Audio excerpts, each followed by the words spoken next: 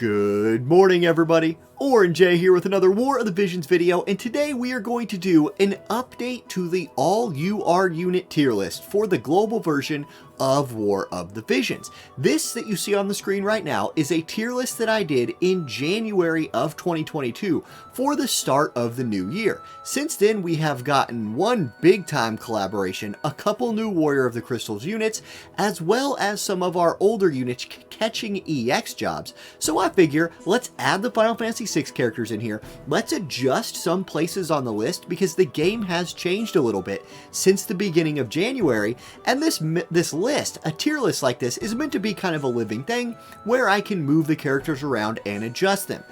Oh, real quick, I forgot to record this while I was doing the actual live part. I wanted to do a big thank you to the people who've decided to become a member of the YouTube channel in the last week. So big shout out to Chris, Cody, SV, Sly Nesty, and Double Tech, the newest members of the Church of Eileen, and especially a big shout out to Cody here, who joined as a saint, dropping that $10 a month. Cody, you a baller. Thank you for coming in like that.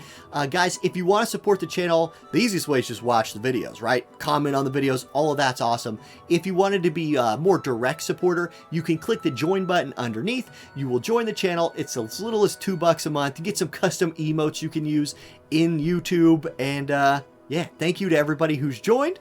Back to the video. Now, before I do any of the changing or adding, let me explain to you what my tiers mean, because it's not classic like S, A, B, C like you see on a lot of tier lists. What I've done instead is group them by what I think their cost should actually be in the game. You know, units have 80 cost or 90 cost or 100. Well, I actually have a 110 at the top, which means I think they're actually too strong and they overpower other things in the game. Then 100 costs, this would be like the double cost units, right? There are 100 cost units in the game and they should be the strongest in theory, so that's the top tier of what I think is healthy. Then you have 90 costs. These are units that I consider great. You have 80 costs. They're units that I consider good. And then 70 costs would be units that I consider usable, but you might want to use something else if you have another option. And then we have the EX waiting room down here at the bottom. These were units that I didn't rank before because they didn't have EX jobs yet, and I didn't feel it was fair to grade them next to their 120 level counterparts. Then at the very bottom, that's our new units. Now, I want to start with the EX waiting room. I want to move these people out of there and give them a new home if they've earned it. And we will start with Howlett. So Howlett's a character recently caught his EX. If you want to see what his EX did for him, notice he still does not have his Master Ability 2, but he did get some really nice upgrades. His Drain Evocation, which is a big skill for his class. It's a skill that's like a steroid plus a life drain, got a damage increase from 86% damage to 121. That's pretty good, and this skill, I give more credit to this skill because it's something that is really core to what he wants to do. Drain Evocation into a high damage spell. Then his Aroaga Blade got an upgrade. It is an Earth Killer, 200% damage that hits in a very small AoE. It is still all of that. It is now also a 25 Bravery debuff, and it got an extended range of 1, so that's a good upgrade. And then his job level 25 ability is Augmenter's Blade. It gives him an access to 40 Spirit Penetration with a nice ranged attack. So he has a ranged combo now, single target if he wants to, of Osmotic Evocation, say that 9 times fast, into Augmenter's Blade, or Osmotic Evocation into Hazard Slash, which was his more standard combo. So I think he did get a nice power up in terms of his stats, in terms of his skills. If I was going to move him, well, he's going to go out of the EX waiting room, but where's he going to go? Well, I'm going to slide him up into the 80 cost area. Now, they are in order. If you're, I'm not putting these in like descending order, saying Promptu is better than Pumpkin Spice Frederica, who's better than etc. No, I'm just saying 80 costs. That's what I think they should cost in the game. You can reorder that in your mind if you really want to. Okay, next up from the EX waiting room, we've got Luartha. Now, what happened to Luartha in the meantime? Still no Master Ability 2, but she got some big time upgrades for her kit. And on paper, it looks like Winter Luartha should be nuts, right? Tune-Up, which is a fantastic support ability. Agility and defense pin also got 20 accuracy added to it. And with the state of the game right now, 20 accuracy is almost as necessary as defense penetration. And her defense pin went from 40 to 60. Like, this skill, finely tuned right here, this is one of the best support abilities in the game. It's that good. Then her other EX upgrade went to her quadruple shot, which is now quadruple shot plus. So the damage modifier went from 121% to 165%. 4-hit, 3-use ability. Insane. Nothing else about the ability changed though. And then her job level 25 ability is now rapid release. It is another multi-hit attack. This is a 2-hit attack. 3 uses of it: dispels protect and shell for the target. There is more protect and shell in the game now than ever before. Does a lot of damage and does piercing. The hit radius on this thing is kind of weird though, and that sort of exemplifies why, like, she doesn't instantly rise up. Like, on paper, this chick should do more damage than like Setia. Right? Like, she should do as much as Setia or more.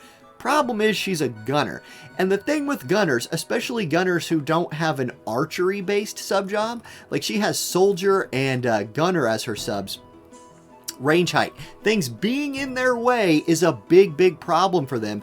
And so there's a lot of maps where she's just kind of ineffective because she can't find a target to hit. So her potential is 100 cost, but in reality, in practice, I'm going to drop her just into the 80 cost area. If you can find a map where she can do what she's supposed to do, oh, watch out, she will kill some people. However, she's limited by her jobs being what they are, so I'll just move her to 80.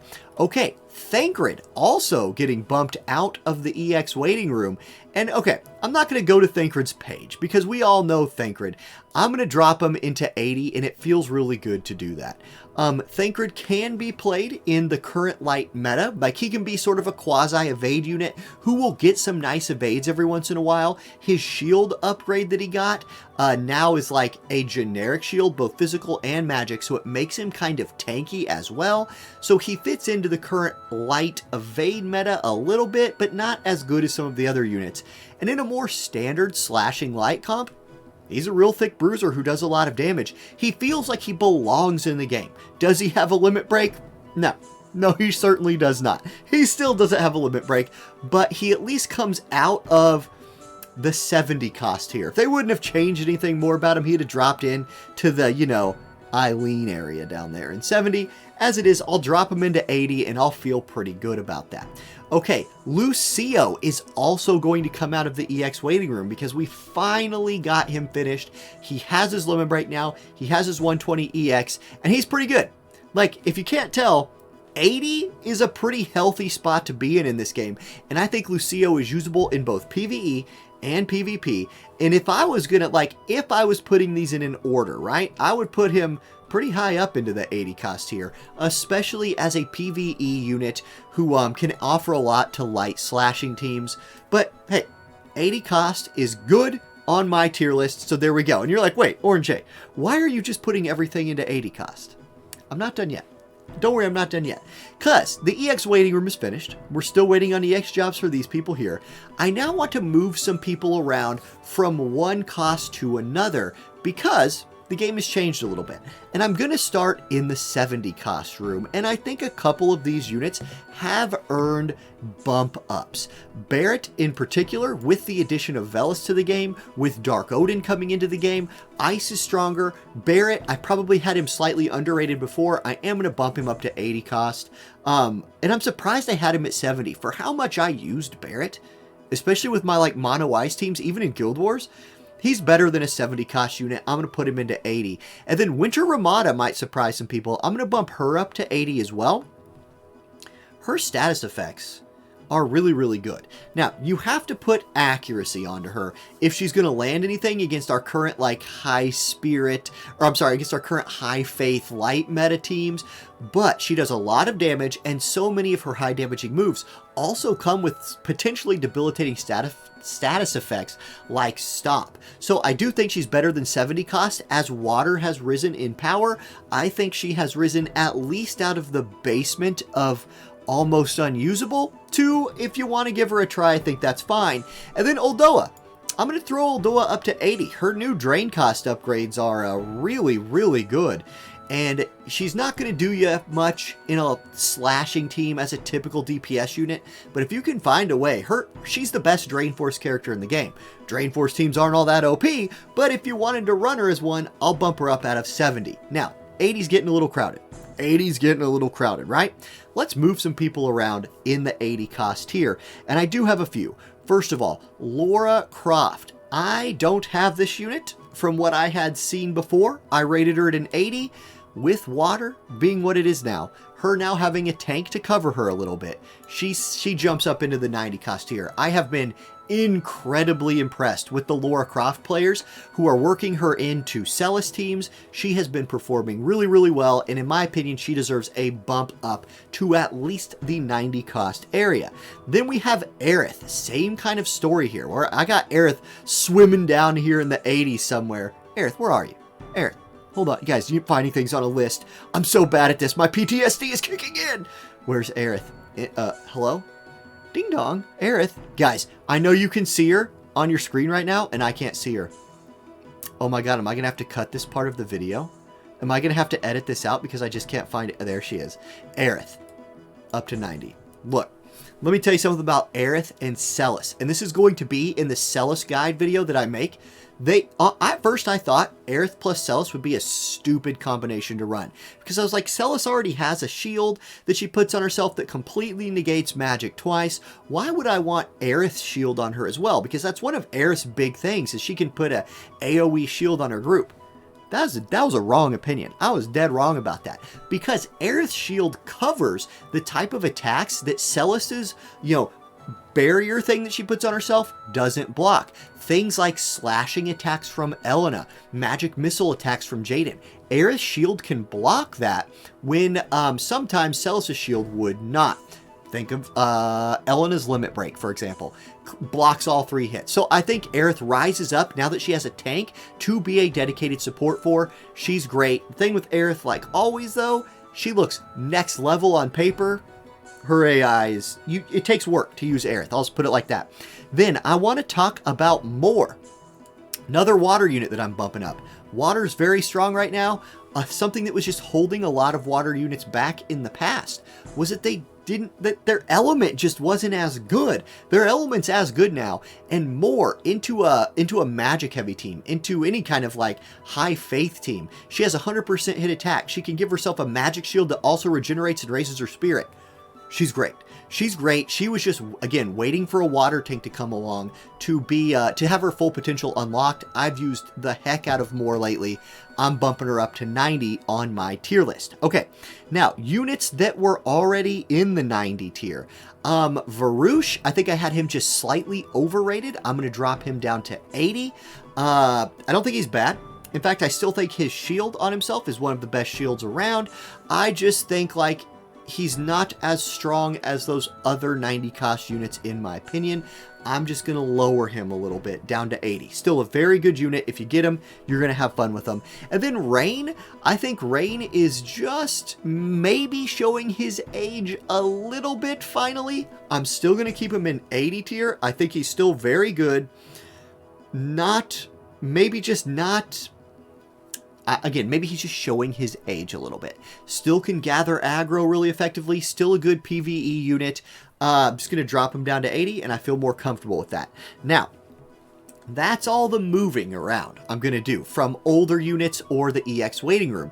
Now we need to put our new people on there. We got Renan, Celis, Locke, and Velis. So Renan is first.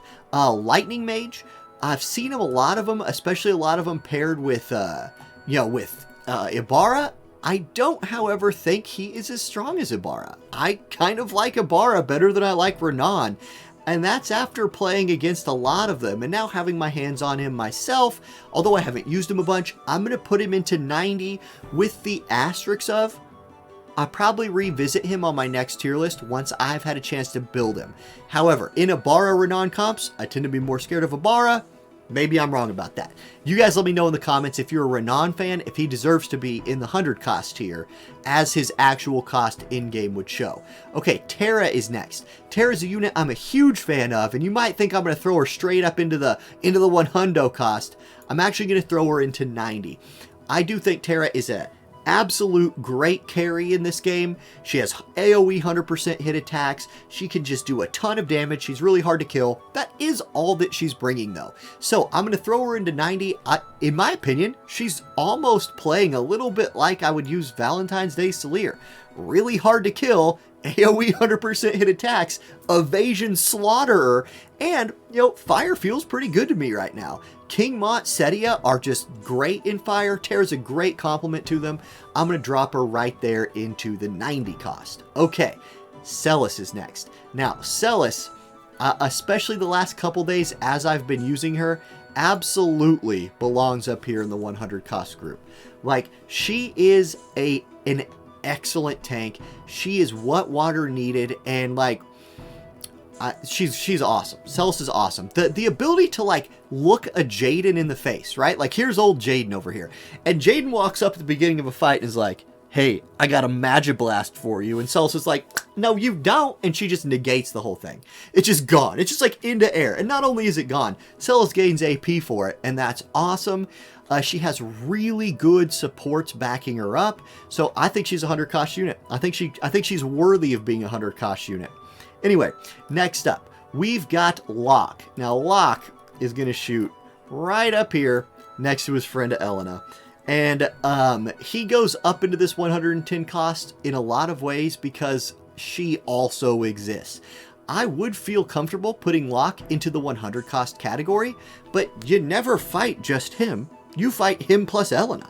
Like, I feel like I have not seen a Locke that is not also paired with a Starlight Elena. They both have a way of surviving damage. They both are insanely evasive. Locke can get, like, he can drop status effects on you. He can also steal your AP. He can also lower your slash resist. So even though he and Elena are both primarily slash dealers, they both have access to an alternative damage type. Locke's is even striking, which is the hardest damage type in this game to build mitigation against.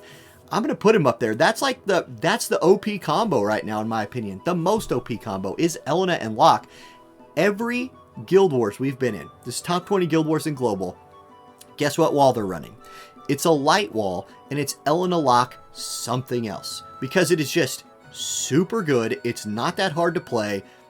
There you go.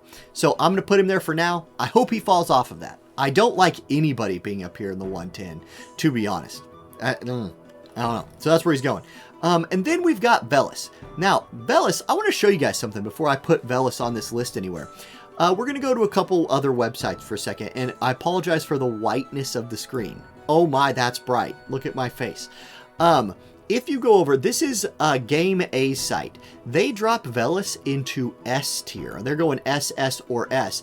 More interesting, though, might be Ultima's ranking. They have Velis rated as the best character in the game. Now, I don't know, like, they give them a 9.8. There's a lot of units here on the screen that have a 9.8, but they evaluate it by content. High difficulty, I understand that. That's like nightmare level quest. Interpersonal? I don't know what that means. And orbit. So, one of these is PvP, for sure. And one of them is like maybe generic PvE, and then one of them's high difficulty PvE. Anyway, he's double S in all of them, so it doesn't matter which one you're thinking about. The only other unit they have on here for that is Celis. That's it. So, they agree with my initial feelings about him, is that he's really good. I am not going to put him into 110 though, but I definitely think he is a 100 cost. And I've only seen him in action so far. But there's people in my guild who are absolutely blasting with this guy because they instant built him. Mine's on the way. Mine's on the way, and I'm very, very excited to do some ice teams with him.